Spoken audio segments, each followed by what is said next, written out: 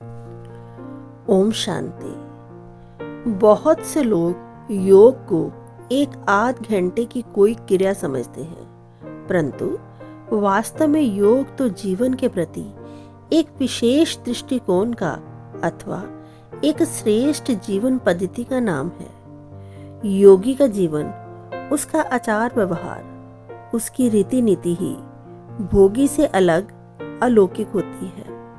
निसंदेह योग एक अभ्यास, पुरुषार्थ या क्रिया विशेष का भी नाम है, परंतु योग अपने समुच्चय जीवन को न्यारा और प्यारा बनाने की एक कला को अथवा जीवन के एक दिव्य विधि विधान को भी कहते हैं। ऐसे में प्रश्न उठता है कि यदि हम संक्षेप में जानना चाहें तो आखिर योग है क्या?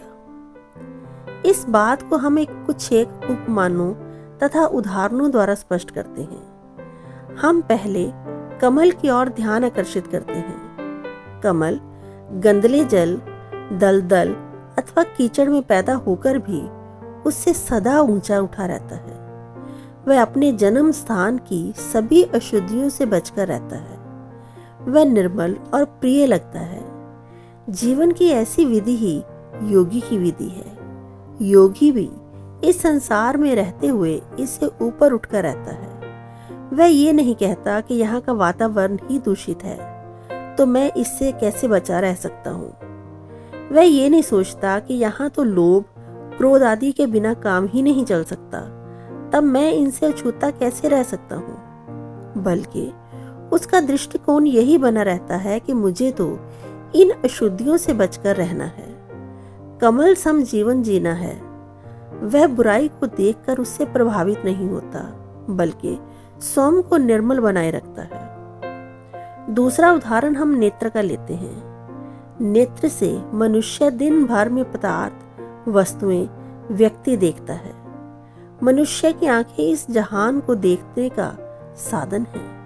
आंखें खुली हो तो मनुष्य प्रकृति के इस जगत का जलथल, नदी नाले, बाग बगीचे, पहाड़ पहाड़ी सभी देखता है, परंतु मनुष्य को मालूम नहीं है कि उसका तीसरा चक्षु बंद है। उस दिव्य चक्षु के खुल जाने से जीवन पथ स्पष्ट दिखाई देगा और अपना लक्ष्य भली भांति प्रकट हो जाएगा। उस नेत्र से आत्मा और परमात्मा, सूक्ष्म लोक और परलोक का भी दर्शन हो जाएगा। ये नेत्र जो कि ज्ञान नेत्र है, ज्ञान द्वारा ही खुलता है। ये उसे प्राप्त होता है जो भृगुटी में वास करने वाली आत्मा को जागृत करता है। स्वयं को आत्मा निश्चय कर मन रूपी चक्षु से परम धाम के वासी को देखना ही योग है। जो इस प्रकार परम पिता पर अपनी दृष्टि रखता है, उसका अपने कर्मों की श्रेष्ठता पर ध्यान रहता है।